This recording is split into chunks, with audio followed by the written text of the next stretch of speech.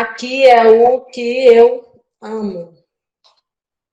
Galera da Nutri, né? Todo mundo acordado, tomou café, tomando mate, pessoal do Sul. Então, esse, né, eixo muito importante, que é o eixo cérebro, intestino, microbiota. Né? Então, vocês lembram lá, no slide anterior, falou da serotonina, né? Que a serotonina, 90% dela é produzida no intestino.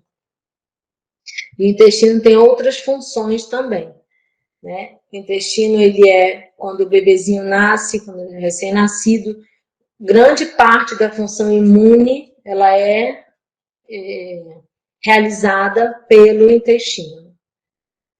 Né? Se esse paciente tem comprometimento da permeabilidade intestinal, por qualquer causa, né? Ele vai ter comprometimento da função imune, ele vai ter comprometimento da absorção e da eliminação, então da absorção de nutrientes, vitaminas, minerais e da eliminação também, né, de produtos que devem ser excretados porque são de alguma forma veneno, né, para o organismo. Então, produção de hormônios e de neurotransmissores de gastrointestinais, né, que a serotonina é 90%. E o que vai alterar isso? O que vai...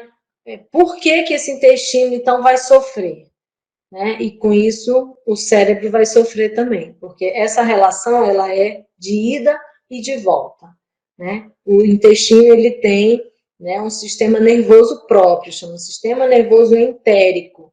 Ele está relacionado lá com o sistema nervoso autonômico, visceral, né, que é do simpático e do parasimpático.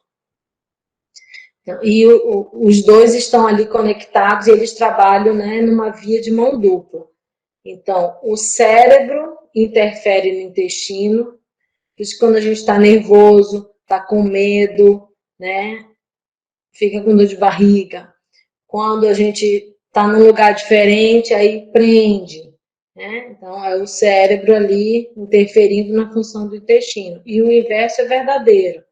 Né? Se esse intestino não está funcionando bem, ele vai interferir na função cerebral também, porque ele ali é responsável pela produção e pela organização de muitas substâncias que o cérebro necessita. Então, em que situações isso vai acontecer?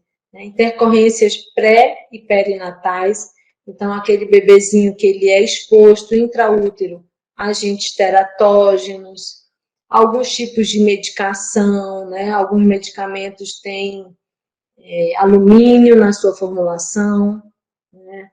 A gente vê muitas mães grávidas utilizando hidróxido de alumínio por conta do, né, do enjoo, do refluxo, né, daquele desconforto gastrointestinal que é bem próprio da gravidez. Então, esse bebezinho está recebendo, esse intestino desse bebezinho está recebendo, né, esse alumínio. Paciente que, né, bebezinho que entra em quadro de sofrimento fetal, então a mãe é hipertensa, então o fluxo sanguíneo intrauterino é diminuído, esse bebezinho não tem muita aporte, né, de sangue, ou o bebezinho sofre asfixia ao nascer, né, então ele fica sem oxigênio. E quando a gente está sem oxigênio, né, o nosso organismo ele tem um mecanismo de proteção, então ele tira, né, ele diminui o aporte de oxigênio para os outros órgãos e garante para o cérebro. E quem é que é o outro órgão que fica sem oxigênio? O intestino. Né? Então, é muito comum paciente que sofre asfixia ou que foi prematuro, né, apresentar lesões intestinais, né, como, por exemplo, a enterocolite necrotizante, que é uma necrose mesmo de alguns trechos do intestino, em situações muito drásticas, muito graves, é necessário até fazer cirurgia para retirar aquela porção do intestino que ficou necrosada.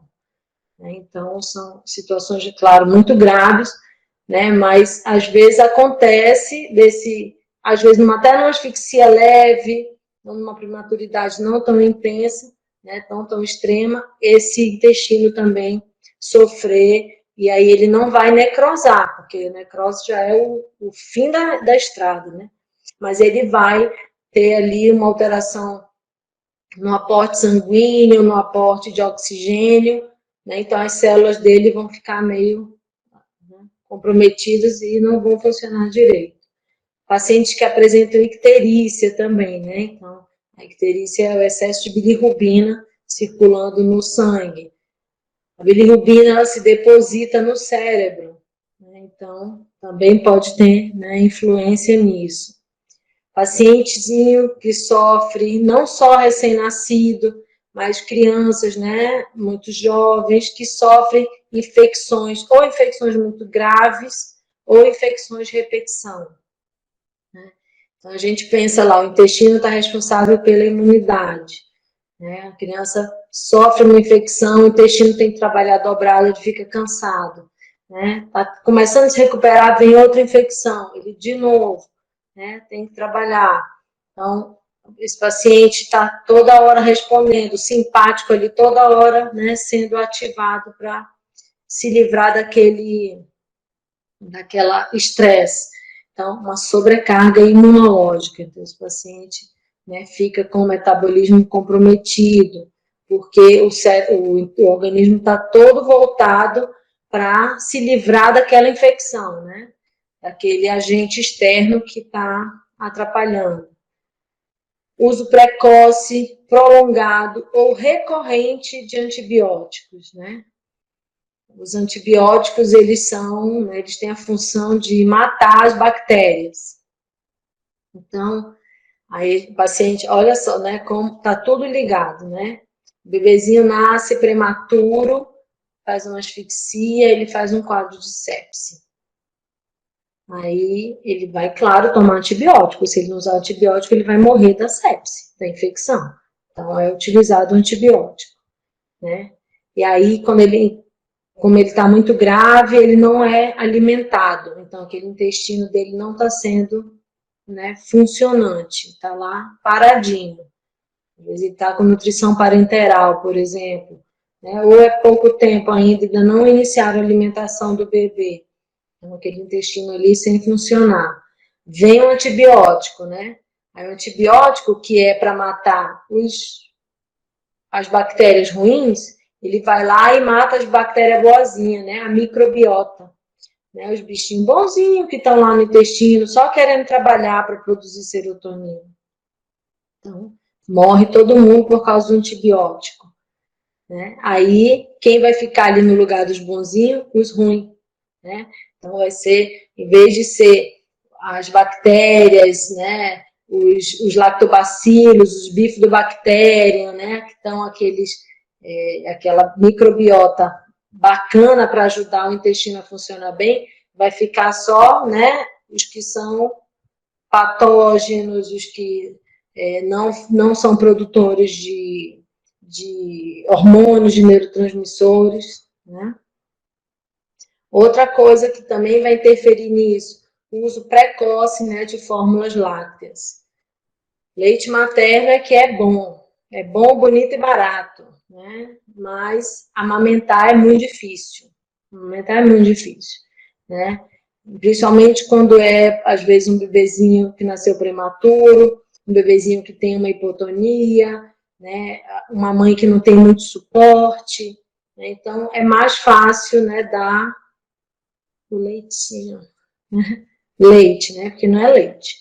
Né? Uma fórmula láctea lá qualquer, qualquer não, né? É estudada, mas enfim, não é o leite materno, né? São aminoácidos, são proteínas e tal, mas não é o leite materno, não é o que aquele bebezinho precisa receber, né? Para que esse intestino dele se desenvolva de forma adequada, para que a microbiota dele, né, vá se proliferando e se mantendo da melhor qualidade, né? E essa fórmula láctea lá que chega, ela é uma coisa, né, que o organismo não está preparado para receber. Então, ela acaba alterando a sensibilidade da mucosa. Então, é muita coisa, né, envolvida. A gente já viu que tem o fator genético, que tem fatores externos, que tem injúrias, que tem agentes externos influenciando nesse processo de desenvolvimento. Então, né, a gente consegue ir vendo cada vez com mais certeza que essas características clínicas, né, do TEA, eles não são exclusivamente neurológicos, eles não são exclusivos do cérebro, né, eles acabam envolvendo o organismo como um todo.